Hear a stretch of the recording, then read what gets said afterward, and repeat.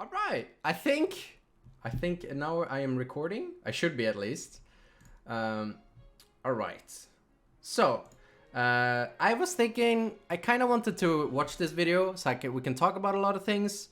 Also because it's also it talks heavily about me and what I think about in terms of Siege.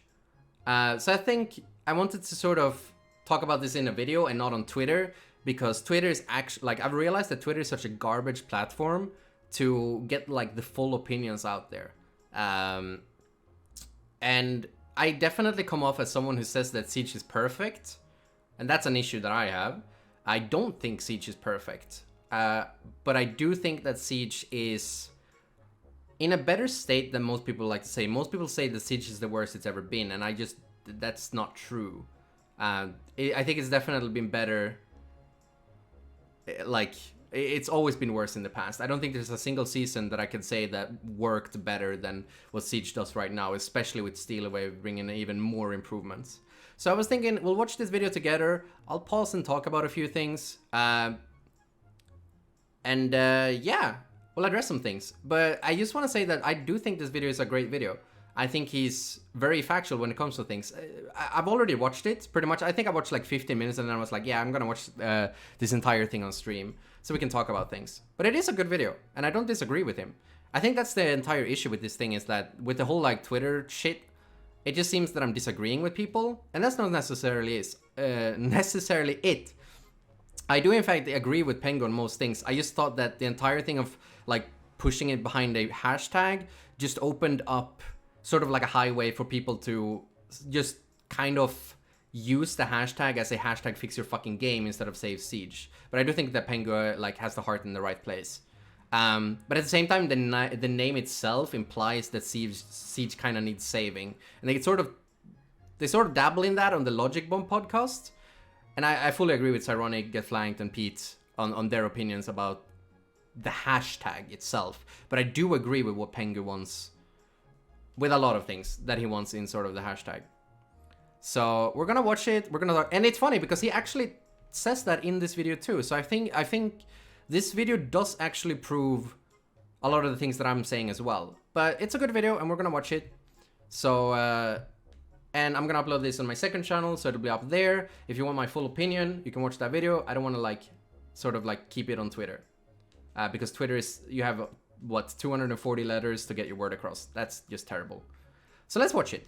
Over this big script that kind of explains where I've been at for the past several months. So, you know that big script I mentioned in my video about 2 weeks ago?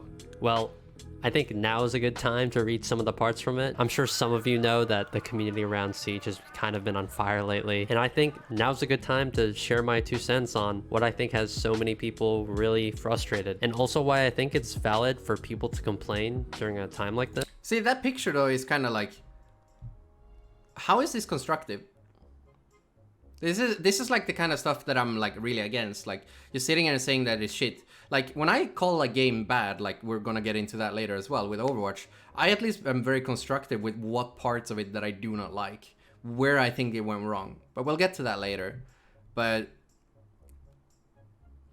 yeah, like this is pretty much this. And I feel like it's this kind of people that will use Save Siege, not for the intended purpose that Pengu had, but just to sort of be a fucking asshole. And also so, why I think it's valid for people to complain during a time like this. It is valid to complain, but it also needs to be a constructive complaint. You're sitting there saying Siege shit, Siege shit, Siege shit. No, you're not helping.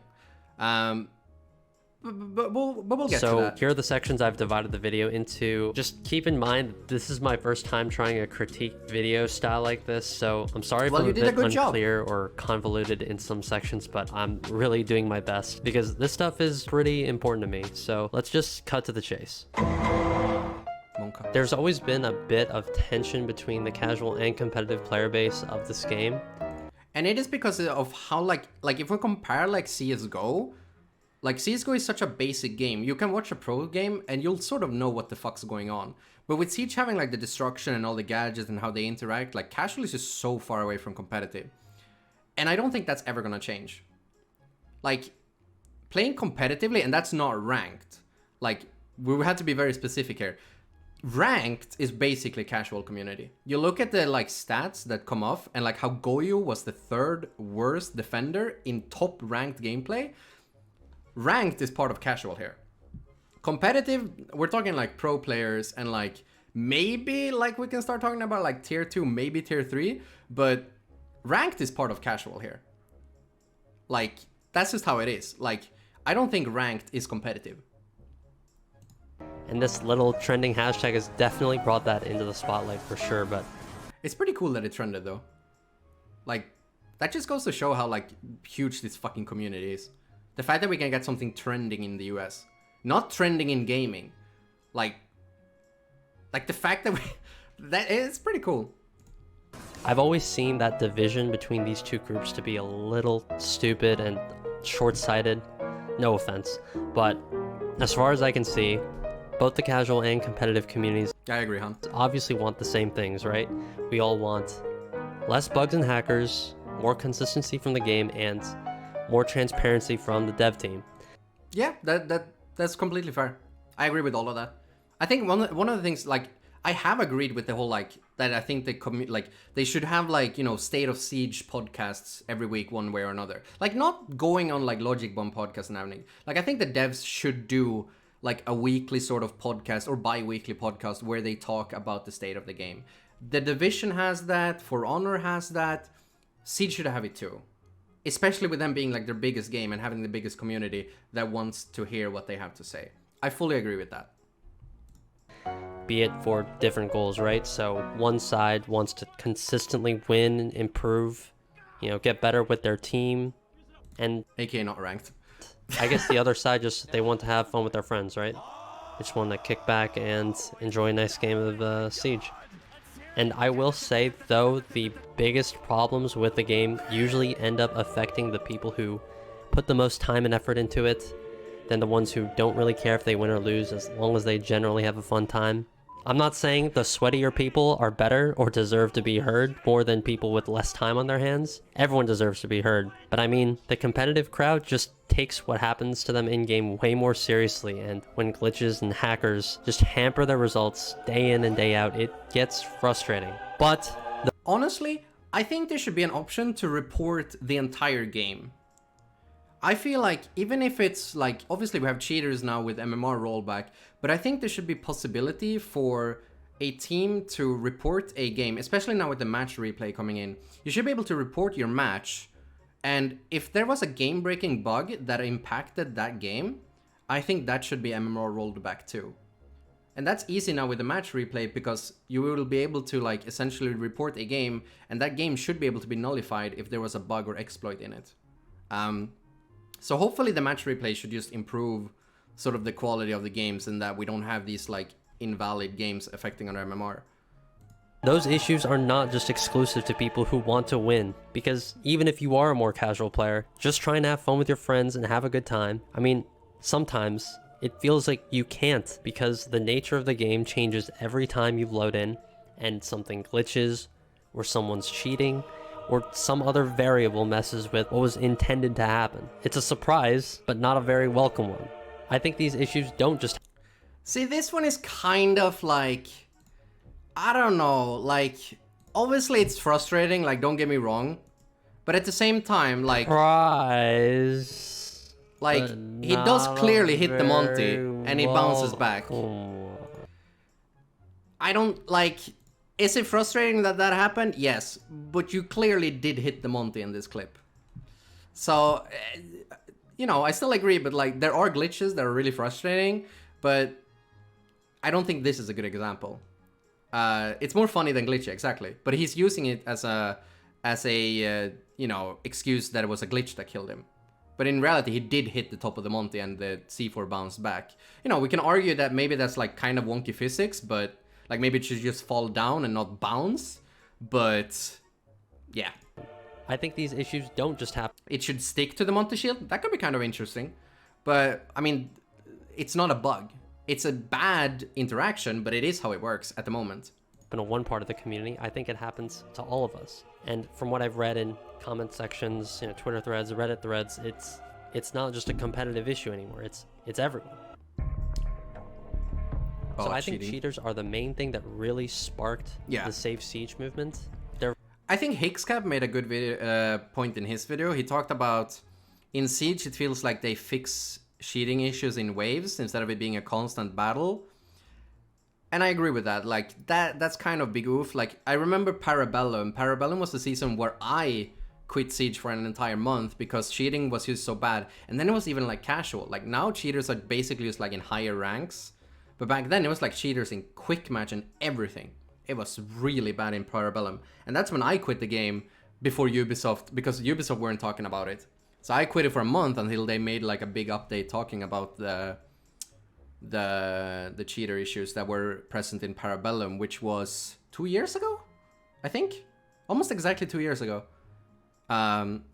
So it has been a constant battle, and that is kind of like how cheating is. Like, you're basically constantly trying to fix a bug that's unfixing itself, and it fucking sucks. Like, cheaters have micro penises. There have always been, you know, complaints with issues. Year 3, Season 2? And it's no wonder. Oh, wow. Bugs and glitches hamper the experience of Siege a lot, but this is one of the few issues that make playing Siege with the sole purpose of winning or being competitive virtually impossible. Unless you want to lose your damn mind, right? There are others, but when someone is in game sprinting as they're shooting with an aimbot and wall hack, or literally flying over the map, right? I mean, it just completely blasts anyone's motivation to continue playing. And in my experience, and many other people's experience, I'm sure, that snowballs. First you play a hacker for a game. This is interesting though. Like, I don't know, but is console hacking even possible? Because I don't think using Reddit is a good example. Because you'll have some fucking brainlets on Reddit that are basically saying that, like, someone is hacking when they're just getting fucking stumped. To be fair, mouse and keyboard on console is cheating, I think. It's not hacking though, but it's cheating. But Reddit is not a good example. Reddit will find any sort of way to sort of not blame themselves when they're the one losing. Just DDoS? Yeah, DDoS definitely, but still, I don't think Reddit is a good example. At least not showing off like this. If you showed like specific footages, sure, but I don't think doing a blanket statement like this is like, oh, yeah. But that snowballs. Sure, whatever. First you play a hacker for a game, so you want to... There are definitely big problems with hackers right now. I'm not gonna try to lower that. Like, there are big issues with cheaters. I think that's probably one of the major issues right now. If there weren't really cheaters or toxic people, I think most people wouldn't really say Siege is in a, like, worst state right now. I think really cheaters are the one thing that's really fucking everything up. Get off for the day, right? And you could probably deal for the odd hacker here and there. We've all been doing it for years. We've been dealing with hackers here and there, and it's fine because we love the game, so we keep coming back. But then you run into another few hackers tomorrow, so you want to get off for the next few days. Then you run into another hacker when you come back. Dude, this fucking Yanox guy. This dude has like 1 billion fucking accounts. Like, he gets banned all the time, and he just gets on a new account. I don't know exactly how the fuck that works, but at least they improved like the rank level now, so it's gonna be harder to get accounts into ranked. And of course you can't farm T-hunts to, you know, level up the accounts. But this fucking cunt right here. Oh man, like, holy fuck. Like, fuck this guy. This is Janox, dude. Holy shit. Oh, days, and you want to get off for weeks, for months. You get the idea, right? It snowballs. And if you stick around this vicious cycle for years, like so many of these players who are tweeting out, Save Siege, I mean, their frustration becomes a little bit understandable. Cheats and hackers are not new. Every season they come in waves. But when an update drops, it just makes sense that hackers should have to get banned or watch their hacker friends get banned because the anti-cheat gets updated. I'm just gonna be honest. Like, as much as I like to like defend shit, BattlEye is trash. Like, that's just how it is. BattlEye is trash. I think Ubisoft are doing a lot of great things when it comes to like the game design, but when it comes to like anti-cheat, BattlEye is trash. But BattlEye is not Ubisoft. And I don't know exactly how Ubisoft is going to solve that, but BattlEye is not a good anti-cheat. It's just straight up. It's terrible. It's probably the worst anti-cheat on the market. And that's just how it is. I'm not even gonna try to like defend BattlEye. BattlEye is not good. With the rest of the game. Then the hackers realize they have to go back to the drawing board, update their cheats to get around. See, This is also one thing, like why Ubisoft tend to be very careful when it comes to updating what they're doing against cheaters. Obviously, I agree with the whole like them notifying that like, hey, we know there's an issue and we're working on it. That's fine. But I also understand that they can't detail what they're doing, because if they're detailing what they're doing against cheaters, then cheaters can also sort of get an idea how they're going to work around it before the workaround, like they need to do it. So that's the issue. Like, fuck cheaters. The increased security of the new patch, and then maybe they can come back towards the end of the season. For the Division 2, they use easy anti-cheat, and guess what? No cheaters. Yeah, because nobody plays the Season to really start putting the pain onto regular players. That's a joke, for by the way. some reason, even the amount of cheaters seem to spike when a new patch drops, along with the amount of bugs and glitches. I just don't understand, like, why. It seems like the moment a big update releases, it's like there's a dinner bell for these hackers to just go out and completely destroy the beginning of people's seasons. And this is the complete opposite of what should be happening. It's just been feeling like the hackers have an open door to come and go as they please when it comes to cheating in ranked, and maybe in casual, but usually they want to do it in ranked. It just feels like the anti-cheat is not being updated, and that's disappointing. Battle Eye Pepega. Okay, so I really... See, this is gonna be interesting, because upper balancing is such a like fucking crazy topic. We'll get into it, but like operator balancing is like, so many people act like it's black on white, and from a business, like sure, like from a competitive standpoint, it could be black on white, but at the same time, like balancing is just as much a business decision as it is just making the game competitive, and that's the truth. Like, you could probably, like, you can absolutely make a game that's like fully balanced for pro play, but that's like, as dumb as it is, it's a bad business decision. You have to sort of think about everyone, and that is not easy in a game like Siege. In CSGO it works because, you know, even casuals play the same game. But when it comes to Rainbow Six Siege, competitive plays a completely different game from ranked and casual. I'm just gonna call ranked casual from now on, because that's what it is. really did want to talk about operator balancing, but I don't want this to be a 10-hour video. So if you guys are actually interested on hearing my opinions on operator balancing and what I think Ubisoft could improve on, leave a comment down below, I guess. But there literally is not enough time to talk about this stuff, so I'm just going to move on to the next section. Wait. Did you know you can change your voice No. in real time? I don't With care. Voice mod, you can have the voice. Look at me. Like I said in my last critique video, yes, we used to constantly make improvements, and there were really big ones too. Like, Bruh, lighting look was at a how huge it... one, and See, one this step is like the matchmaking thing with though. You Operation look Health back was and look at how it's another improved. favorite of mine. Here are a bunch of other ones. See? Like, you know, 5 years ago, all of this shit would have been in the hashtag save siege list of things that you should improve.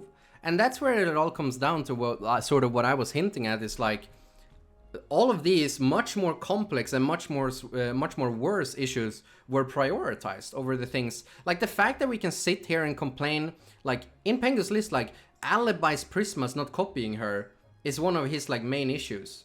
Like, it's in there at least. Like the fact that our issues have become like this minor compared to these ones that are like huge is a good improvement. Like, that's like, I just look at all, like, this is what they've prioritized over 5 years. Like, yeah, there's been other issues that have been in the game since the start, but like, you can only like focus on so many things at once. Like, when they were working on fixing the weapon misalignment, they couldn't also work on, you know, client-side debris, which they fixed with Void Edge and everything. So you have to prioritize what you're working on. And no, you can't just add more developers. Coming from someone who works in a development team of less than 10 people, when you need to build all of that together, and like, obviously we can all work on our different things, but when it all comes on putting it all on the same build and not having any bugs associated, that doesn't help. It's definitely easier to work with a smaller team. So just adding more developers, it doesn't really work that way. Like, there's a very big difference when it comes to doing that and like when you have a construction worker, obviously you can have a lot more people that are working and you won't really have any issues with that. But when it comes to like code and trying to build and compile the code together, it sucks. It absolutely sucks. I don't want any toxicity in my chat. Pengu has the good heart in the right place. I don't think Pengu's a crybaby. Let's just stop that. Seriously. Like we should be listening to each other. We should be working together, and we should be constructive. I don't want any like fucking harassment against anyone. Speaking of that, I forgot to say it at the start of the video, but I don't want to see any sort of harassment from you guys on this guy's video. Absolutely not. So let's just, you know, stay positive, be constructive. Thank you. I really liked, but I think for several updates now, the recent ones, the updates just haven't been making substantial changes. We've just been getting, you know, the... You want to know why? Because the thing that you're going to say later in the video is that they've focused on a lot more fixes for the game. One of the reasons why we're not getting new guns is because they're putting more effort in fixing the game. So this just kind of comes... I actually didn't think about this the first time I watched the video, but this kind of comes off as hypocritical. Like, yeah, Phantom Sight didn't add new content, but Phantom Sight also added a lot of new fixes. So, and like, obviously we have Year Season 3, Year Season 4, fuck, I can't... The next 2 seasons that are coming after Steelwave, where they're going to put even more effort in fixing when they're only giving us 1 new operators. So, yeah. Typical new operators and new map release. And a lot of these changes have been disappointing at best. One thing that's really disappointing... Yeah, but also, like, a lot of changes are disappointing. That doesn't mean that they're not good changes. Like, the reason why you liked Buck Frag so much was because of just how good it fucking felt to use it. It feels really good. But there's a reason why it felt really good to use, because it was really good. And it's the same thing, like, same with IQ Frags. Like, IQ Frags was really good.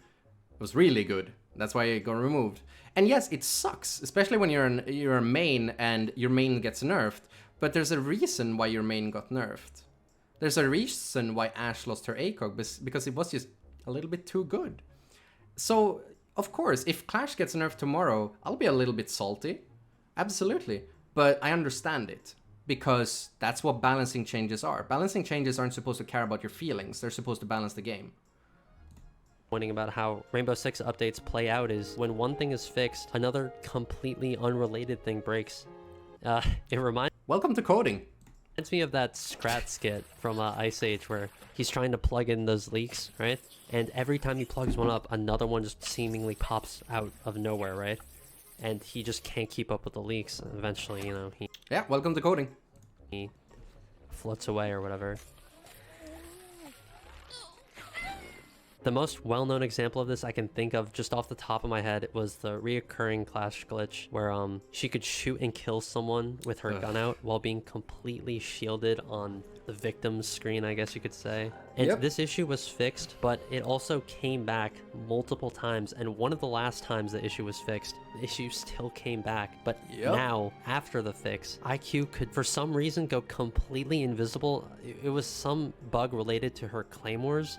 There are many other examples of this kind of weird domino effect when it comes to Siege and bug fixes. If you've been around... That's not just Siege in general. That's just coding in general. It absolutely sucks. It sucks. But I think that's kind of the... Like, that's hopefully gonna get improved a little bit with Season 3 and Season 4. With the more focus on fixing the game and everything. So that they're gonna have more time to sort of fix things in general. And I think that's why more people should also play the test server. I feel like it's kind of annoying when the test servers are up for the new season and I see so many people still playing the live server, when really what you should be doing is that you should be on the test server, you should be looking for these bugs, you should be reporting them to R6Fix. It seems kind of hypocritical seeing people play on the live server and then complain about the bugs for the new season when it launches. It doesn't really help. Like, that's the reason why we have the test server, is to find these bugs that are coming with the new season. Around Siege for a long time, then you know that these old problems tend to come back. They don't have Apex test servers? Actually, Steelwave was the first time they have it. You can actually go get Steelwave test server for Apex right now. It's actually up.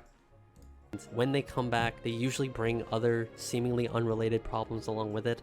Now, I'm not a coder, so I don't know how something like this can happen, but I am a player, and as a player, I know that dealing with recurring issues after they've just allegedly been fixed, or even worse, issues that come up as a result of these fixes it's just frustrating. It is. It is. It leaves us confused and skeptical whenever people say the issue's been fixed, because we don't know if it can just come back or bring even worse issues along with it. That it and sucks. Like, I'm sorry. There's not more to say to that. Like it sucks. It actually, like, I'm not gonna say that it doesn't suck. It absolutely sucks. And it's kind of like, I'm gonna get into it much more later, but it's also the issue comes with the nature of Siege being almost before its time. Like, Siege has so many more complex systems compared to other video games that we as gamers that are used to games that are much more simple in terms of developing them, we don't quite understand how like on another level of how hard it is to fix issues in games like Siege. Like, I know I said it like sarcastically that CSGO and like Valorant are kind of like caveman games, but that wasn't necessarily meant for like the community of those games. It's more like how easy that game is to make. Like, you can probably throw in and like make a CSGO clone really fast in like Unreal or something. You can't do that with Siege, especially to the same level. Sorry, I'm recording something. So it's like Siege in terms of code is like miles more complex than any other game on the market. And it's hard for gamers that only like understand the surface value of video games to sort of grasp how hard it is and how much more complex it is than any other game. Like, with the destruction and making the sound work with the destruction, it's crazy. It adds so much more complexity in terms of fixing the game. Because, and at the same time, like, a lot of us get frustrated by bugs, but like, you also need to know how to reproduce the bugs in order to fix them. So that adds even another issue on it. Like, reproducing bugs in Siege is really hard because of how complex it is. And that sucks. But it is something that we almost have to sort of understand that it will take a lot more time than we expect it to. Like, we're used to other games being able to fix things faster, and that is because they're less complex. I genuinely am. I'm sure they want this game bug-free and working so they can just work on something else, or just at least stop hearing complaints about bugs in the game. And obviously they can't. For whatever reason, they just cannot squash a lot of these problems for good. But let me ask you this. There it is. Does it make sense for a player to get shot at by a fully extended bulletproof class shield, no, die, and think, well, man, I just feel bad for the dev that has to code this? I mean, realistically, I don't feel bad for the dev who has to code this, but I feel bad for the dev getting shit on by people that don't quite understand the amount of effort that it's going to take in order to fix this. Obviously now they can disable operators that are glitched, which is really good. The fact that that didn't used to be a possibility was really bad. I mean, I can think that the Jagger shield glitch has probably came back more times than the Clash one even came back. And that one we had to deal with the entire time it was up. That was not fun. But yeah,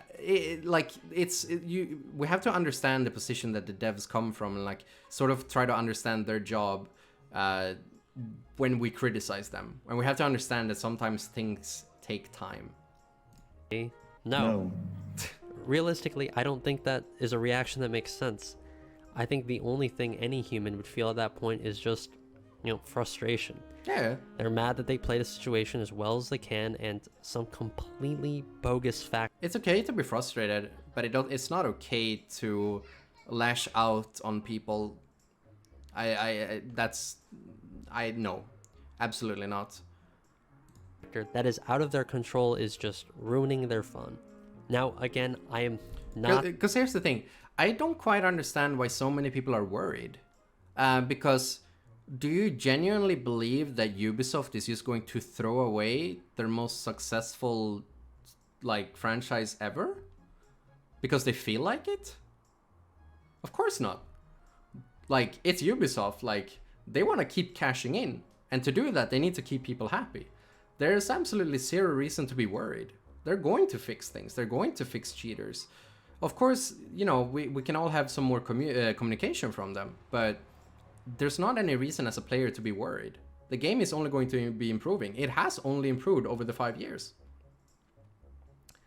So, like, obviously, they want to keep making money. They're going to fix things. Like, that's the main reason why you don't need to be worried. It's because Ubisoft wants to make money off of you. Not saying go harass a dev to release your frustration. Please don't do that. It is, without a doubt, one of the worst ways to handle this whole issue. But at the end of the day, yeah, the players who get screwed over by problems like this. See, this is exactly what I meant. When I first spoke up about that I didn't like the hashtag part. I still agree with the initial message that Pengu had of Save Siege, but this is the exact reason why I said that the hashtag will only enable a highway for people that don't understand how game development works to just like openly harass the devs. It sucks. And I don't think Pengu is responsible for it or anything, but I just think that we didn't need a hashtag movement over it. Like, Pengu could have just done his like 2-hour video and that would have been fine. Obviously he's a very influential person and he has ways to talk to the devs.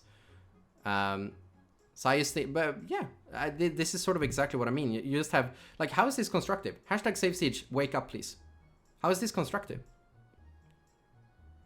Like, hello? No. They're mad, and most of them are probably bottling up that frustration or complaining about it on the game or social. Like this is only proving what I initially said. Like, you just have these people that are just using the hashtag to be toxic and to excuse when, like, a lot of the things when I saw with hashtag Save Siege was people posting like clips when they were missing and they blame the hit reg or whatever it is. Like, you see people posting clips and they have the ping icon flashing up in the corner, like that their internet and their connection is having issues and they're blaming the game for it. Social media to their friends, and it makes sense. It's justified to be mad. It's human. I wouldn't expect anything else. You want to see it? Exactly what I was talking about. Let's watch this in slow motion. Sense. It's justified. Oh god. It's just. Look at this clip here. To be mad. It is human, yes? Human. Okay, let's get to it. Watch this clip. You see up here in the right corner? This means that your connection, you, the player, had a connection error. I remember this clip being posted. And I saw this. I didn't comment on it because I didn't feel like dealing with it. But blaming the game here, blaming the devs is not the right play here, because here it was very clearly because the game is telling you that this is your connection failing. So blaming the game here is just not fair. So like this is kind of like, congratulations, you played yourself. Ubi fixed my internet. Yeah, exactly. Like, so this is a very poor example of game bad, please give up votes, because the game is literally telling you that it's on your end. Expect anything else from a person, because that's just how we're wired. But being frustrated is fine, but blaming Ubisoft in that specific case is wrong. Oh my goodness! Now, let's before go, we start dude. this section, I just want to say I'm completely criticizing BikiniBodhi's way of thinking, and I have nothing against him outside of just that. Don't go attacking him. The last thing I want right now is drama. Please, for my sake, let's just think of this as one idea versus another. Right. Okay, so very quick summary. For those of you who don't know who Bikini is, he's one of the more influential members of the Siege space. Some would even say him and his active community have single-handedly brought us 2 really big changes to the game. Removal of ACOG from Ash and the addition of... You want to know a funny thing? In both of these cases, pro league opinions were heavily influencing, I can't say that word, influencing them. We know that what I basically said is I wanted Ashe to be nerfed because she had way too high pick rate. And basically she was just this rank star operator where people just picked her for the gun and ran around. Like Kanto Raketti and Pengu were two of the main pro players that got that actually like went to Ubisoft directly and like, hey, we should remove the ACOG from Ashe because she's just too good. Like I just said, like Ashe should be nerfed because she has way too high pick rate, and then Ubisoft decided to go with this. So while I definitely wanted Ashe nerfed, I'm not gonna say no, and I was not the only one who wanted that either back then either. But this was heavily influenced by pro players. Like a lot of pro players wanted this gun. Skies, Pengu, Kanto Raketti, a lot of them. So that was not just me. And same with the Boss G ACOG. Funnily enough, like I was obviously talking a little bit with Ubisoft when it was like a thing. And I was also talking with pro players that were at, you know, these balancing tests. And in every, like, this was something that was, like, Pro League had to basically allow this. Like, I know that the devs came to the pro players in a balancing talk and like, are you fine with this? Like, pro players literally had the chance to completely just deny this if they wanted to. But they didn't. I think the majority of people are fine with the removal of it. Yeah, because Ashe is just really good. Like, she's still a really good operator. I think it's better now because it's a little bit more focused on her very fantastic utility. She has really good utility. And I'm like nowadays, I'm pretty fine with Ashe. I mean, I still meme it that I really dislike Ashe mains, but I think Ashe is in a much better spot now. Of ACOGs to the Boss G. So Bikini's basically an adamant supporter of Ubisoft and all things related to Siege. I mean, this guy... Yep. I mean, yeah. I am. I do love Siege. At the very least, loves to show also, we got a lot of people here. Hi, Kix and hi, Leon. Rainbow Six. And of course, he'd be the first person to come to their defense when something like Save Siege catches the public eye. Usually, I'm pretty indifferent. I mean, I just want people to be constructive. That's really it. I think it's completely fine for people to be frustrated and be constructive about it. We're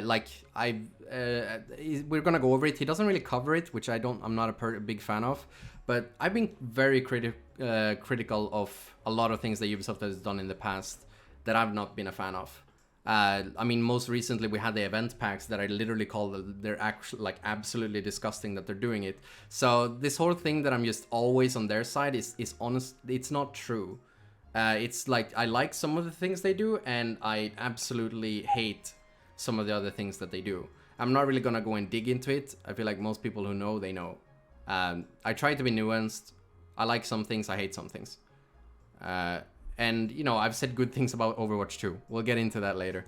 To what an individual opinion on something like this is, but these ideas are no longer just his. He's really influential, and because of that, his ideas spread like wildfire to other people. So I figured it was worth trying to reach some common understanding between the Save Siege community and the people who religiously defend Ubisoft's treatment of Siege, like Bikini. I don't even have the desire to play Siege because I know how bad it is. The state it's in. Yeah. Yeah. I really normally would be down, but holy, I know you wouldn't be. Oh. Yeah, I saw actually, speaking of Siege, what's that guy's name? BikiniBodhi or whatever? I got noticed. PogChamp. I saw BikiniBodhi and he just constantly tweets at other games saying they're trash. I think he must have seen the post where I compared CSGO and Valorant to Siege. And that was not supposed to be like a jab at the people who are playing the game. It was more supposed to like talk in terms of how complex the game is. And I get it. Like, Shroud didn't read my entire tweet.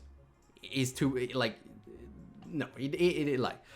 But I did specify later on, and that's sort of where I'm talking, like, Twitter is such a bad platform to discuss things. But it was more a jab of, like, that comparing CS and how easy it is to fix, like, the crosshair bug that was in, and fixing like the sound issues that go hand in hand with the destruction are two completely different things. They're like, one of them is super easy to fix, and the other one takes a lot of time to fix. So that was more of a jab against the people that were comparing bug fixing and acting like fixing one bug in one game is like as easy as it is to fix in Siege. So yeah.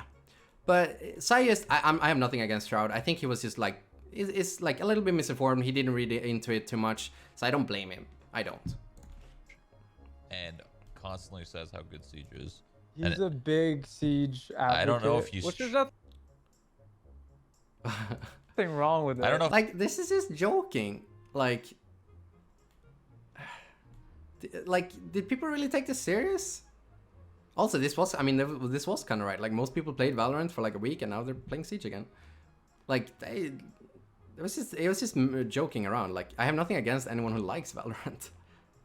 There's nothing wrong with it. I don't know if no, he's not. trolling. Okay, he's 100% serious. No, he's serious. Is he just like completely? No, I am, like, it is like partially sarcasm. Like, if you like CSGO or Valorant or whatever, go ahead. I don't care. Like, I'm personally not a big fan of them because of, like, I'm not a big fan of the gameplay and such, but I don't think they're bad games. But I'm not completely dead serious like Justin's saying. That I am not. Blind to the terrible state. He's like basically he roasts other games because they're in a bad state, and he's blind by the fact that he thinks Siege is in a good state. I don't know. I don't think Siege is in a, I don't think Siege is in a perfect state. There's a very difference in word. I don't think it's in a perfect state, but I also do not think it's as bad as people say it is. That's about it. And it's more like, I'm not trying to say to people like, oh, shut up, don't like talk shit about the game. I'm just saying, like, be constructive when you do it. It's weird. So His tweets are strange. it's naive to be like, yeah, Siege is dope. I literally played it, like I said, like a couple weeks ago. Wait, didn't... 2 out of 3 games on EU at Plat 1 Diamond Elo were cheaters. So, I Oh think my the god, he skipped the part where Justin calls me a gold. What the fuck? Because I think that point that he makes when he calls me a gold player that only plays casual, that kind of goes to prove that they weren't really aware.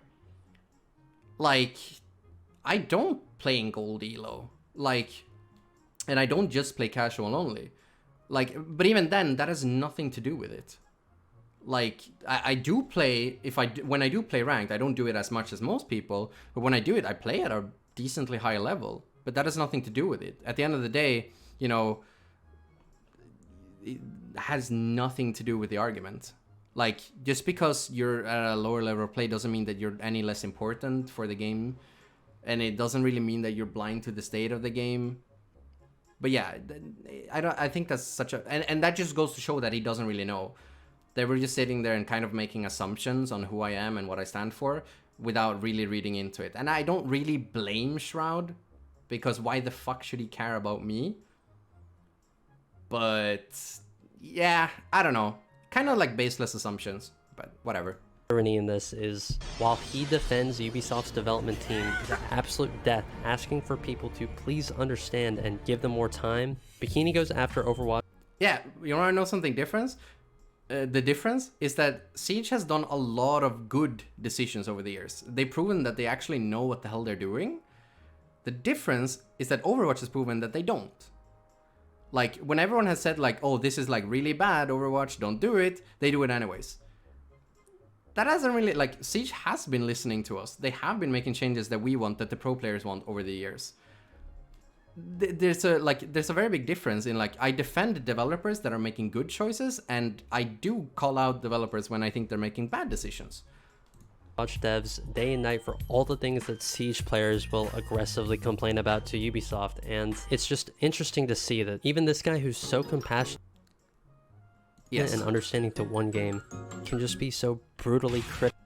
Yeah, as I said, because I think the Siege developers are making good decisions, and I think the Overwatch ones are not making good decisions. That's sort of the difference. I feel like Siege has been growing over time because of good decisions, and Overwatch has been dying over time because of bad decisions. It's called nuance.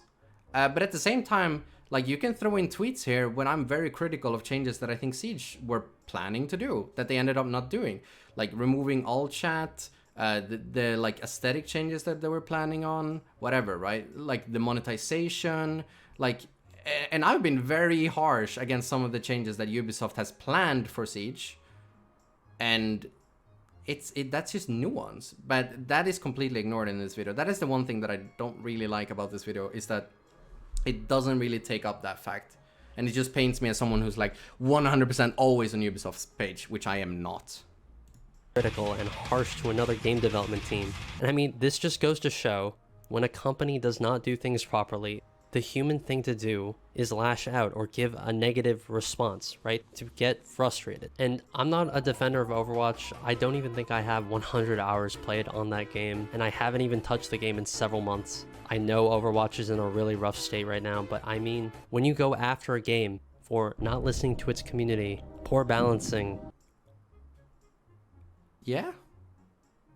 Yeah. Also, this next one is good. Poor esports management. See, he's comparing this to the whole like LG situation, which is really fucked. The difference here is that he's basically putting this up as like a big, like, it's in the same page. It's not. With Siege, there was like issues. Let's just use the LG situation as the example. It seems like Luminosity Gaming basically fucked over their players. Right? However, with this thing where Sinatra killed, like, with the Overwatch League, that had nothing to do with, you know, the esports side of the... If you actually watch this video, the reason why Sinatra left Overwatch was because he just blatantly did not enjoy the game anymore because of all the bad changes that they had done to the game. So that's the reason why I vibe with it so much, because one of the reasons why I completely stopped playing Overwatch was because I think they made so many poor decisions that I just didn't want to play the game anymore. And I'll tell you right now, if Siege made stuff like hero pools or forced roles, I will quit Siege day one. Absolutely. Like, I can promise you that right now. If Siege ever puts in hero pools or a role queue, I will not be playing Siege. I can promise you that. Sports management, and then never say a word of that for Siege. I mean, I feel like your bias is just as clear as day at that point. Like, I love this game too, context. Man. And everyone who's ever said save Siege loves, or at the very least once loved the game. But do you love the game enough to criticize its flaws and let it become better for admitting its flaws? Because that's genuinely a really hard thing to do, but it shows that you really do care to criticize something that you are passionate about. So there's this video, right, that I watched about a year ago. It really hit a nerve when I first watched it, and I thought about his relationship to Siege. And it's actually an Overwatch critique video by a North American Overwatch pro, Seagull, and it's titled The State of Overwatch. And in this video, Seagull solemnly explains why the game he once loved has lost its spark for him. And when I originally listened to this video, all I could think about was, wow, this sounds a lot like Siege. Today, I mean, it's easy to make comparisons, but especially with, like, as I said, like that esports management, there's very different sides of the same argument. Like, we can say like really poor balancing or game design, but at the end of the day, they're also two different games. And like with Overwatch, I think it's definitely a lot easier to balance them when we're comparing like casual and competitive play, which I don't think is the case with Siege. Like, Siege is on another level when it's like a difference between casual and pro community. About Overwatch, state of Overwatch, what it's like to play, and I just have one simple question for anyone who's clicked on this video. Am I the only one who finds Overwatch to be really frustrating these days? I personally cannot remember the last time I logged off of Overwatch, not because it was late at night or I had to go run errands or anything like that. It was just because I get really frustrated at the game, or maybe it's had a really tilting game and ranked. And I don't know, I love this game. Don't get me wrong. I'm a former professional player. I stream this game all the time. I have played this game. See, one of the main reasons why I really like stopped enjoying Overwatch was because instead of like actually like balancing these like very annoying characters, they decided to implement gameplay changes like the 2-2-2 and like hero pools and stuff, and that didn't change much. You still had those characters that were just really unfun to play against. So like, and as I said, like if Siege were to do that as well, like, oh, you can only have one hard breacher per team or two hard breachers, like I'd hate that as well, because I feel like it's better to implement measures like pick and ban, like Siege did, which gives the power to the players what they want to play, instead of limiting the players and sort of enforcing the meta yourself as a developer. I think it's better to put it in the hands of the players to let them sort of decide what they want to do with the game, and then you focus more on balancing the individual characters. But instead they did 2-2-2, didn't help, and then they did like hero pools, doesn't really help, and it makes competitive kind of ass because you like every week or every other week, you basically have a new meta you need to adjust to. And it's kind of a shit show. And that's the reason why one of their pro players just straight up quit the game, because it was just not fun to play anymore. And that was, you know, the difference in the whole, like, that argument that I had. Game for thousands upon thousands of hours. But there is just one very consistent trend in my Overwatch experience. Good games are really good, and bad games are really bad. And I think this is the fundamental issue behind Overwatch currently. I think we need to... I mean, that's just kind of gaming in general. You get a game in Siege where there's just some ass in Diamond who's made his way there just by Ashe maining, and he doesn't even know how to, like, impact trick, or Sophia's done a bandit tricking. Like, of course that's gonna feel ass. Like, that was one of the reasons why I wanted to nerf Ashe in the first place, because I didn't want people like that being able to do so freaking well by just picking her up and gunning people down. Like, if there's anything, I hope that Ubisoft takes more measures to reducing that sort of play while encouraging actually playing the game with the utility in mind. And that's going to be really hard to do, because how do you do that without completely screwing up utility in pro play? Like, it's such a delicate issue that is extremely hard to fix. Figure out a way to normalize the experience a little bit more, so that way when I click on the Overwatch rank button, I don't have to have a coin flip on whether or not I'm going to have fun. And this is kind of... Yeah. You want to know how to fix the coin flip issue? Because this is not just Overwatch.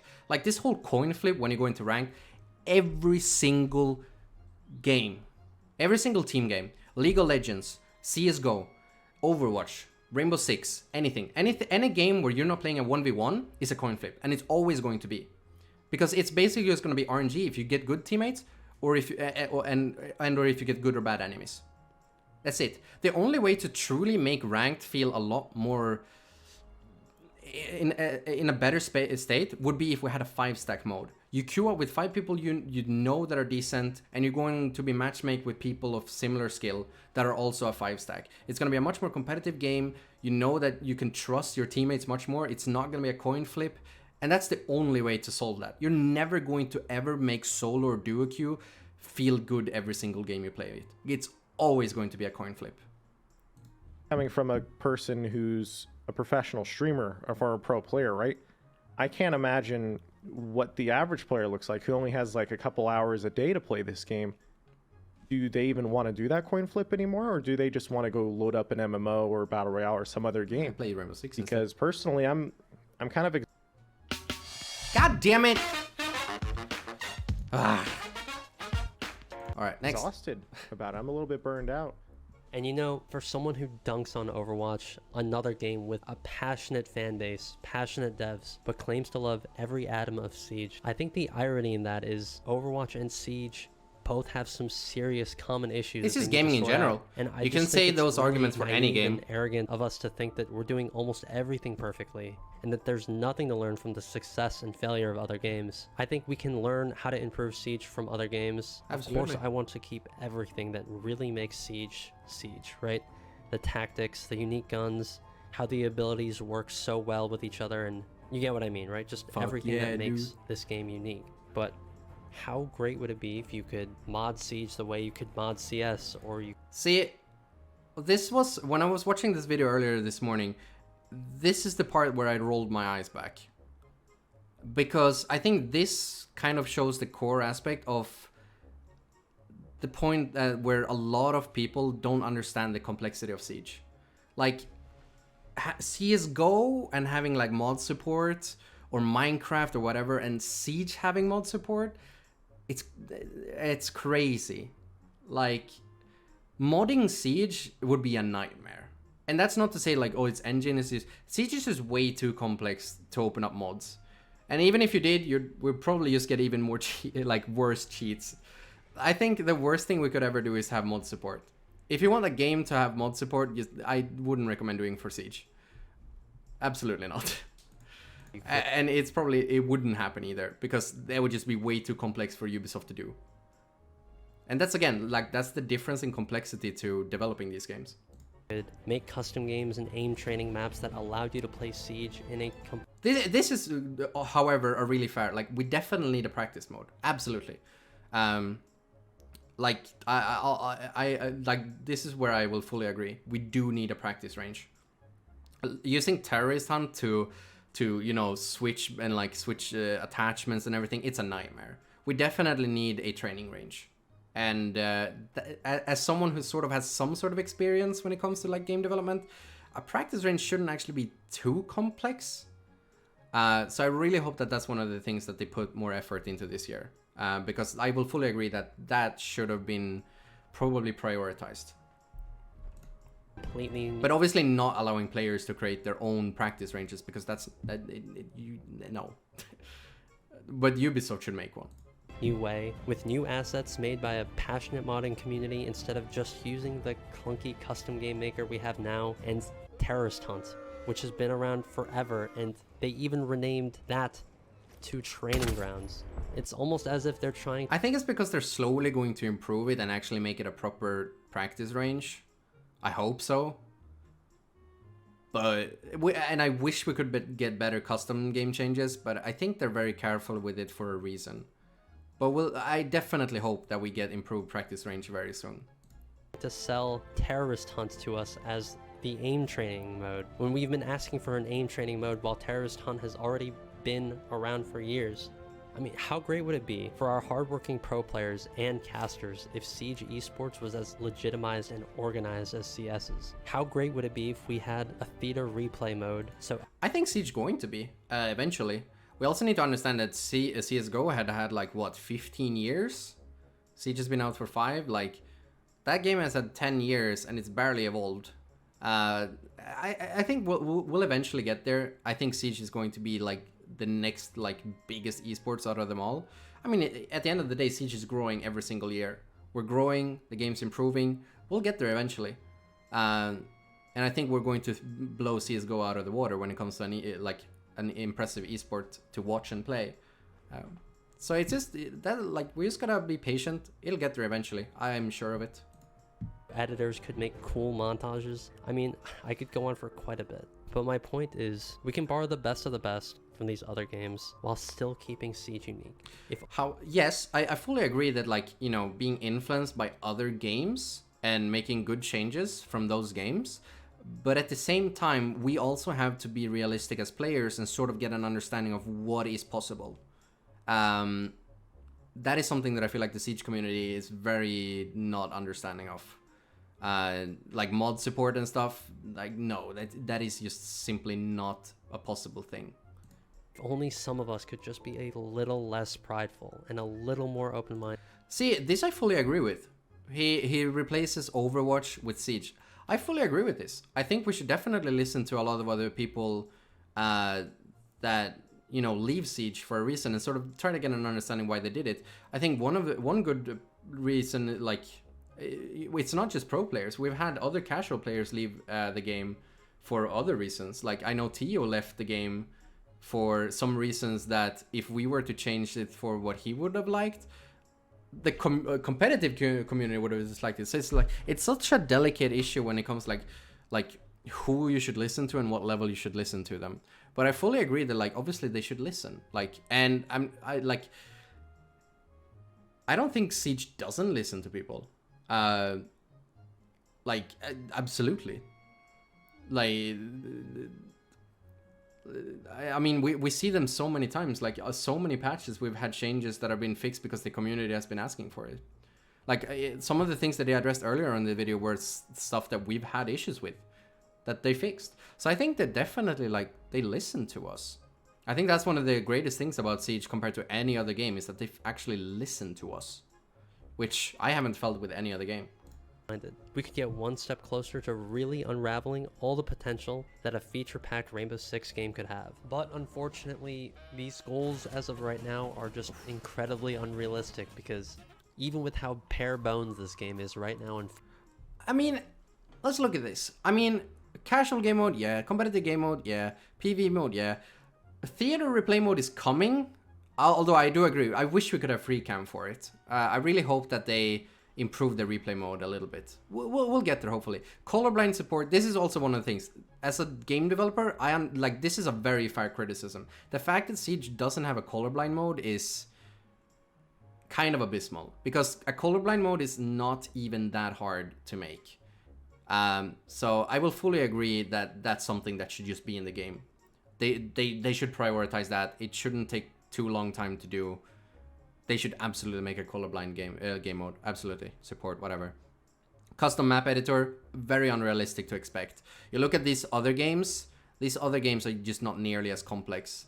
That it's not so, like, in this you can expect it. With destruction system and sound system, like having players make that, it's gonna be a nightmare. Same with mod support. Single player campaign, like, do we really need that? Like, there's a lot of red X's there, but you look at them and a lot of them are just unrealistic to expect. Aim training, absolutely. That's also one thing that I think they should prioritize, you know, after, you know, as soon as they can. But it's very like cherry picking, and I'm not a big fan of that. Developer console,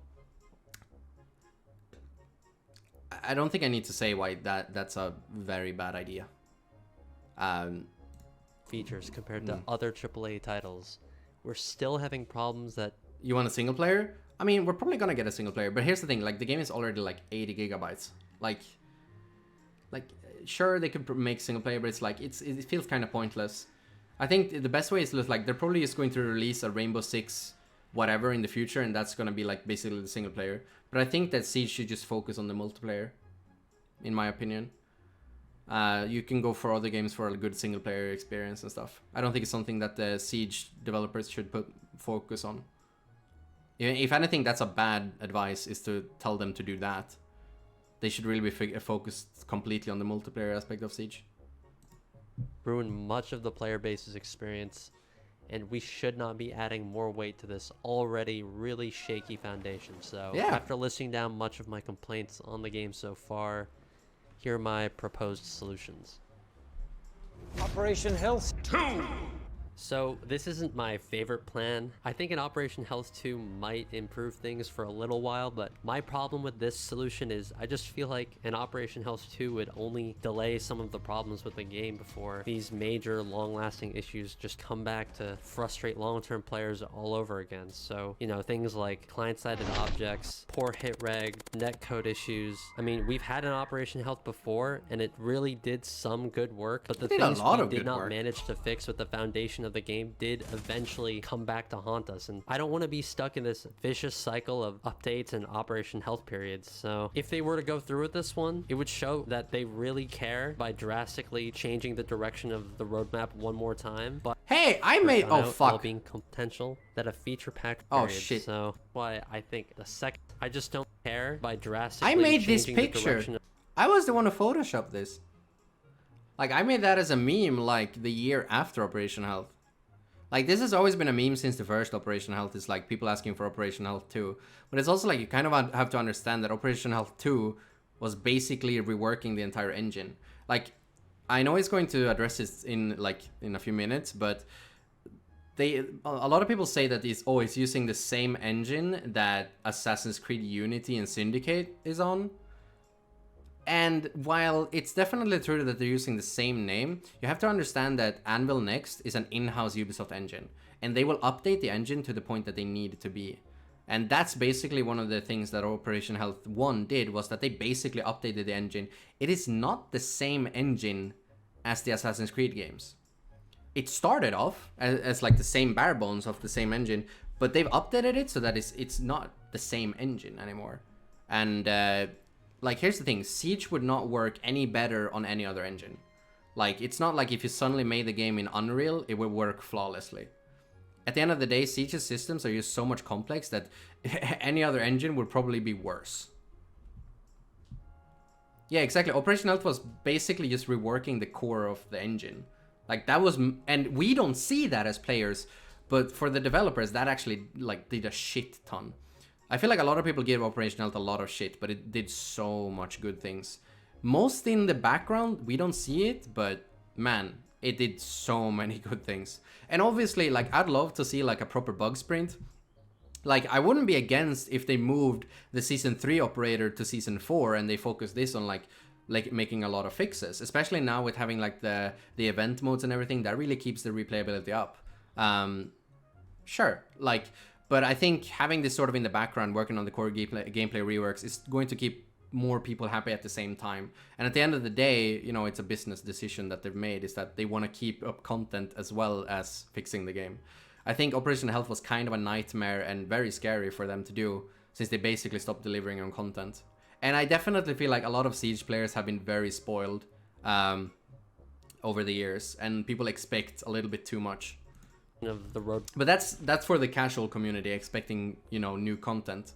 You know, people get super mad that we're not getting new guns anymore, even though that doesn't really impact, you know, the new gameplay that's coming every season. Map one more time, but I just don't think it would hold up long term. So that's why I think the second solution might actually be the one to change Siege forever. There is Doofus! where adventure goes. Oh, The ad just roasted him.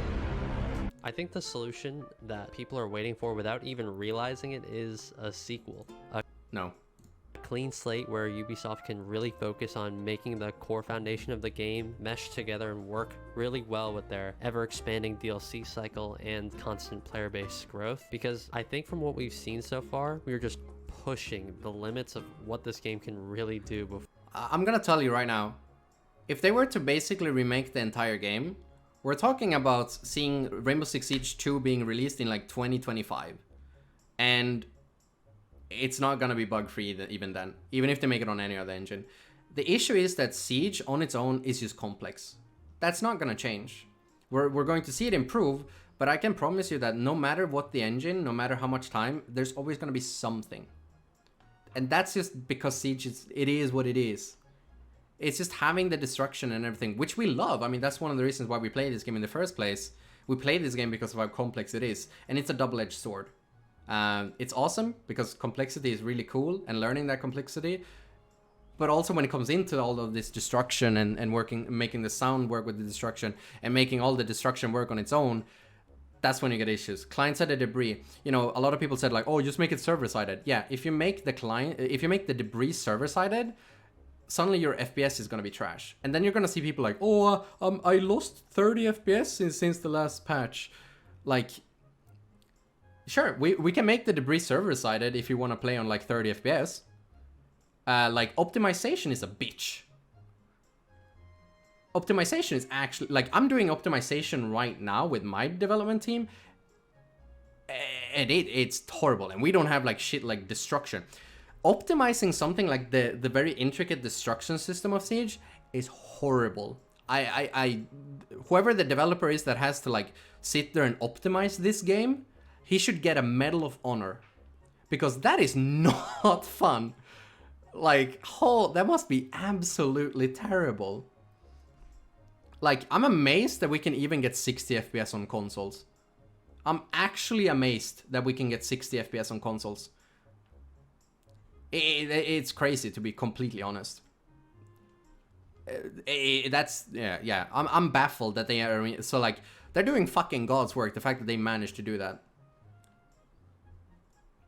like, man, no, just spilling its guts and breaking all over the place. And it's no secret that this game was built off of scraps from a canceled Rainbow Six game and using the Assassin's Creed engine. I mean, that cannot have been the easiest of ingredients to work with. And the Unreal Engine isn't bad.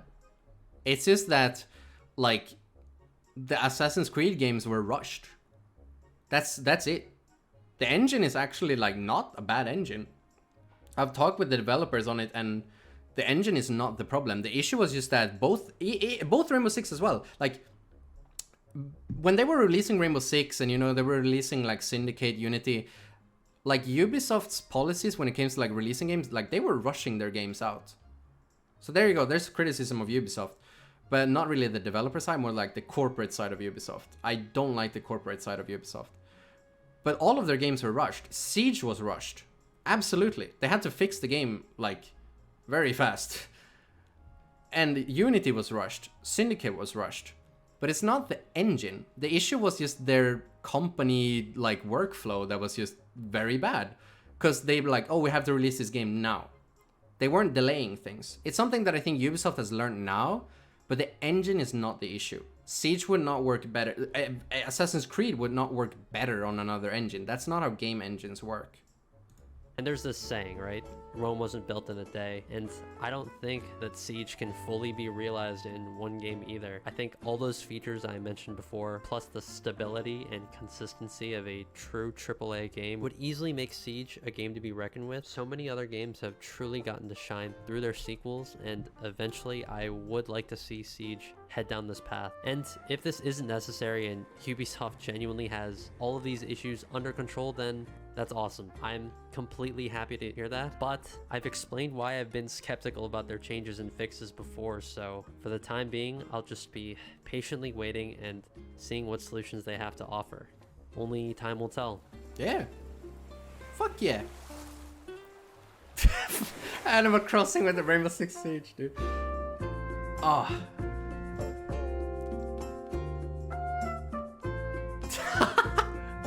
Yeah, let me tell you, like, I'm gonna promise you, in 2 years, there'll still be something. And that's not like a jab at Ubisoft. That's more like, I can tell you that there's still going to be something that we're finding annoying or that we want fixed in 2 years. If there's one thing I've learned from gaming is that we're never happy. I'm not happy. There's changes that I would love to see to Rainbow Six. There are changes I would love to see to any other game. There are a lot of games that have improved for the worse. There's a lot of games that have improved for the better. But there's always going to be something, especially with a complex game. Like, you look at CSGO, a lot of people act like CSGO is a perfectly made game. I don't think that's the case. It's just easier to fix issues when we do have them in games like CSGO. But no one complain ever again. Sadly, not going to happen. We just have to, like, let's just hope that bugs become a lot less prevalent, maybe. Obviously we do. That's what we all hope for. But yeah, we're just gonna have to be patient. Things will be ironed out over time. There will be new issues. Hopefully smaller. I don't think we're ever gonna have to deal with, you know, not looking into the sun when we look out again. At least that's not coming back. But there's no such thing as a perfect game. Every game has issues. We're always gonna have issues. And they'll be fixed. We just gotta be patient with them.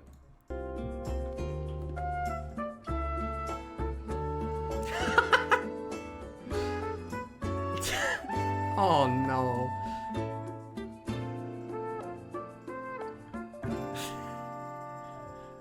Ah, oof. Yeah. Oh my god! Wow! I mean, here's the thing. I think Siege is a 10 out of 10. Like, I feel like when you're reviewing a game, like, I definitely say, like, even then, like, I don't think saying it's 10 out of 10 is saying it's perfect. Like, as I said, no game is perfect. But I feel like, which is like the gameplay flow, and when the game actually, like, works properly, which, you know, if you're not actually playing ranked, I mean, Siege feels pretty darn good. And obviously, like, these reviewers are a lot more casual than you. I don't think there's a single reviewer out there that's, like, you know, very, like, competitively minded. And, you know, yeah, it's just, at the end of the day, it's like, it was just really cool because GameSpot, like, it was like their 11, like, it's really hard to get a 10 out of 10 from GameSpot, and I definitely think it's deserved because Siege has improved so much. Alex worked on Siege for around 9 years, leave him the fuck alone. Yeah, like, Alex did a great job. Like, at the end of the day, we say that Siege is 5 years old, but in reality, it's 9. It's crazy. Or even more, it's probably 10 years old. And that's, again, that's not a jab. It's just like, it took them 5 years to get Siege to even just the state that it was launched in. And yeah, it could have probably used another 1 or 2 years, but... And that's just the issue with AAA game developing. You, like, it sucks. A lot more games should be delayed, but it comes down to all this entire, like, stock market, the corporate side. The same side that I dislike with Ubisoft, with, like, the very egregiously... I don't know if I said that right. Like, loot boxes and, like, FOMO bullshit. Yeah.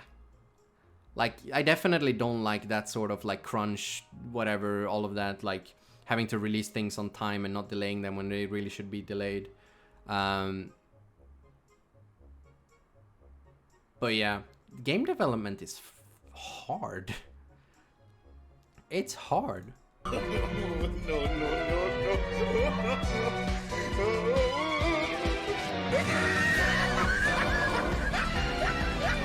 Different reviewers. GameSpot knows a lot better. IGN, not so much.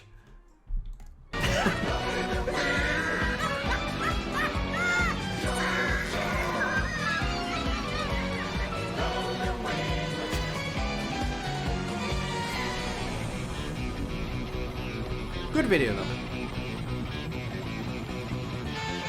Alright. So yeah, I really think that's it. So my final words on everything is like, I don't think Siege is perfect. There are a lot of improvements we could do, but Siege is in its best state it's been.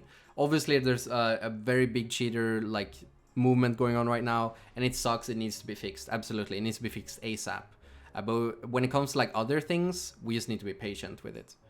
But I think anti-cheat right now is probably their prior one. It makes you feel like Batman. So yeah, that was it. I think it's, in general, it's a good video, but it's a lot of things feel like they're taken out of context. And then again, it's really hard to like be nuanced on Twitter. And you know, different tweets at different times. You see some, don't see some. It just becomes a mess. So I just felt like doing this video, and we could talk a little bit about it. But in the end, I think Siege is a fantastic game, especially when it works. Yeah, it's gonna be awesome. So thank you guys for watching. I've been streaming. I've been 1 hour and 60 minutes. Damn. But yeah, thank you guys so much. It's been fun. Whew. That was fun. I genuinely think it's a good video though. But it's also like, I think it's completely fine to be frustrated. You just have to be constructively frustrated. That's a new word. But yeah, Ubisoft's goal is to make money. It's that simple. Exactly. And that's the main reason why you shouldn't be worried. Because they want to make money. AKA, they want to have a game that generates money. There you go. No need to be worried.